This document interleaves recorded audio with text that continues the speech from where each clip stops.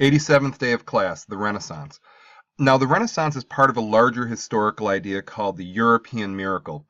And this occurred when the Renaissance, in conjunction with the Reformation, the Enlightenment, and the scientific revolution, turned Europe from a very backwater, damaged continent to having significant dominance. So this rebirth occurred from 1350 to 1600. But let's take a step back to the Middle Ages or medieval times. Now, historians mark these times from the fall of Rome in 476 to Columbus's arrival in 1492, so roughly 1,000 years. And if you recall, during that part of history, these barbarian tribes fighting back and forth, the Viking conquest to the north, feudalism, that system of government with kings at the top and peasants at the bottom and lords and vassals and knights, the Crusades, when the Islamic world and the Christian world fought for 200 years, the rise of the Holy Roman Empire and power in the Roman Catholic Church, and maybe the biggest game changer would be the bubonic plague, where in a very short amount of time, a third of the continent got obliterated by the bubonic plague or the Black Death. So saying it wasn't the happiest of times is a euphemism. I mean, it's a continent with rampant illiteracy. We're not exactly sure how illiterate Europe was, but it was pretty gosh darn high. Life expectancy of 35 years old, no scientific knowledge of the world, a lot of fighting. Case in point, the 100-Year War, which went on for 116 years. Fighting among themselves, and really little chance of social mobility. If you were a peasant, you were stuck there. So we have a game changer, the Renaissance. And here's a quote from Da Vinci, maybe the most well-known figure of the Renaissance. And he said, "Nature is the source of all true knowledge. She has her own logic, her own laws. She has no effect without cause, nor invention without necessity." Now, to interpret this, the Renaissance artists found inspiration in nature, not divinity.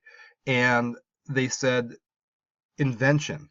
Let's expand our world. Let's expand our knowledge. Let's create things to glorify this life and the human condition versus that old way of thinking in the Middle Ages that didn't exactly think that way. So the Renaissance began in 1350 in Florence, Italy.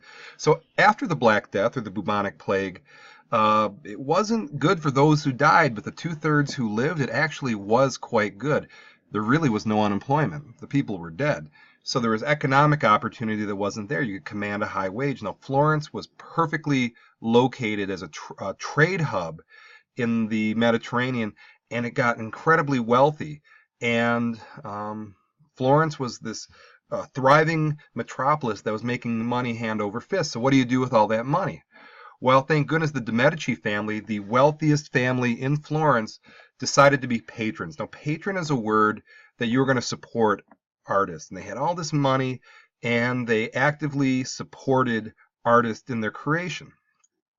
And in conjunction with the de' Medicis providing the money, Petrarch came up with this idea of humanism. Now, humanism, from the root word, is embracing humanity, embracing this life. And he was a devoted classical scholar, and he's considered the father of it. And this idea that we have one life, and it should be lived to the fullest, and that human beings are capable of creativity and beauty and art and growth.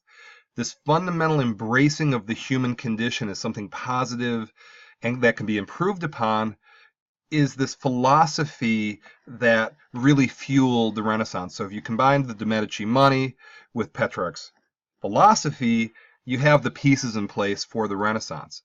And we see this growth in two books that are still incredibly influential.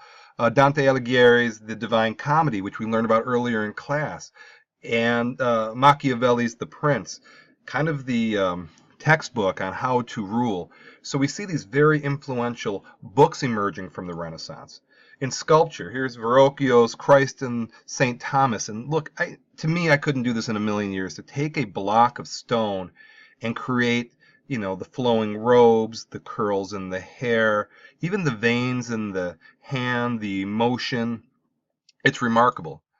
Donatello, the St. Mark statue, again, you can see the fine detail from one block of stone into the veins in the hands.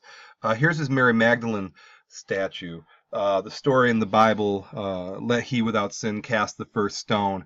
And you can see Mary Magdalene lived a very hard life. She was a prostitute, and you can see the the pain and how haggard she is from her life, yet the holiness in her hands. To convey such emotion out of stone is really remarkable.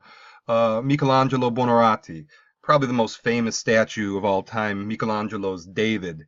And you can just see this is a glorification of the human being, and not in a sexual way per se.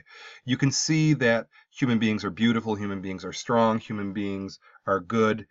Here is the Pietà, which I was fortunate enough to see when I was at the Vatican. It was a very moving experience to see such a piece of art in stone. Now, unfortunately, it was vandalized a few years ago, so you can't get close to it. It's under protection now of plexiglass. That's the closest I could get. I was actually in the front row. And you can see the emotion in Mary's face as she's holding her dead son and the flowing robes. Really remarkable stuff. And then in painting. So I'm going to go in order here, maybe some of the more famous paintings. And you can see Di Bondone, the Kiss of Judas. And again, we see a theme of biblical motifs here. And here is Judas, kissing Christ, marking the beginning of his crucifixion. But again, the color, the humanity, the emotion. If you look at art before this, it's very flat. It's not colorful. It's very dark, and it matches the feeling of the time of hopelessness, and death was a motif. And now we're seeing colors. We're seeing some beauty. This is the first one. Here's Botticelli's Primavera, and Primavera means spring in English. And you can see the beauty, the color, and just absolutely remarkable pieces of art. Here's a Botticelli, The Birth of Venus. And again, the human being is conveyed as something gorgeous, not in a sexual way again, but we can see beauty and use of color and use of techniques that had not been used up to that point. Da Vinci's The Last Supper, again, keeping with that religious motif, with the colors, with the proportion. Now, for all you geometry fans, if you look at this, the symmetry is geometrically perfect. And these artists were able to incorporate mathematics in addition to the color and to the stories and all that kind of. Or Raphael's The School of Athens. And you can see the Greek philosophers tipping their hat to those who came before them. If you recall from Western civilization, Greece is where Western civ began, and then the Romans took it from there. And the Renaissance is a rebirth of that golden age of Rome and of learning and growth and all that good stuff. Here's another Raphael, the Sistine Madonna. Beautiful colors, the cherubs, the colors, the blues, the reds, the greens. Michelangelo's Creation of Adam, another famous painting, another religious motif. I got to stand under this in the Sistine Chapel, and again, very moving. You can't believe a human being can do this, and considering it covers the ceilings and the walls, unbelievable. This one I think we all know, Da Vinci's Mona Lisa, maybe the most famous piece. Now, Da Vinci didn't just paint. Da Vinci, we call him a Renaissance man, but he was a scientist, and he was interested. He had the first model of a helicopter, and he drew anatomical pictures, so he was a precursor to anatomy, physiology, painting, sculpting. He really could do it all. And Titian's Assumption of the Virgin, and we can kind of see the themes going on here. And one more, Michelangelo's The Last Judgment, and absolutely gorgeous. Now, what I'm going to ask you to do is I'm going to ask you to click on this link, and you can tour the Sistine Chapel, and you can look at it in using the power of modern technology. And I'll let you do that on your own, but please click on this and explore. It's unbelievable, absolutely breathtaking.